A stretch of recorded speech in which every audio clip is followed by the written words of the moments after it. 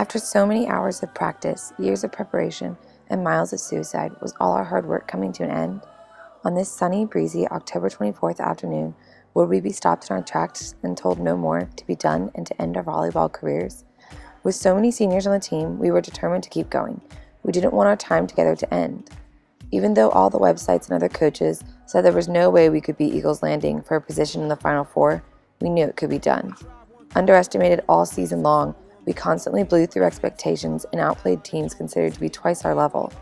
We had been so close in the past, the only thing holding us back was us. The other team might have had number 8, an orange headband girl, who was a junior Olympian and future college athlete, but that's all they had. They were a team of a couple stars that was dependent on their performance. We were a group of hardworking girls that trusted each other to do well. We realized in order to win, we had to push past the intimidation and pressure and play our game, because if we could do that, then there was no stopping us. Walking in the big public school gym was awkward and tense. Every head spun and gave us the up and down glance, assessing our skill based on height and appearance. We were not the most intimidating looking team, so they weren't thinking much. There was a silence as we grabbed some balls to warm up. We did our routine on the Navy Chargers painted floor on the chilly court. Eagles Landing walked in, and it was obvious that we all got a little antsy. Finally, it was time to begin the game. We were ready. We had watched them warm up, and we decoded all of their star players down to a T. After months of practicing together and watching film, we were ready to show them up. We received the first point and got aced. They served it and the ball went straight for the floor. Point for them. The infuriating orange headband girl had done it again. Her jump top serve got the best of us, but it was not going to happen again. Next point, we turned it around and hit it right at them. Suddenly, we were winning point after point. Everyone was working together and no one was letting up. We won that first set and went on to win the second in the same manner. In the third set, we started the same way, but something happened. We must have gotten overconfident because suddenly they were coming back. Then out of nowhere, they were winning. We lost the third set by 2 points and were not happy about it. The third game was our chance to finish the game and wipe Eagles Landing out, but they were not ready to give up.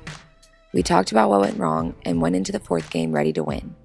But being ready does not mean it will happen. The other team brought their momentum from the last set into the new one. We were struggling to stay even with them.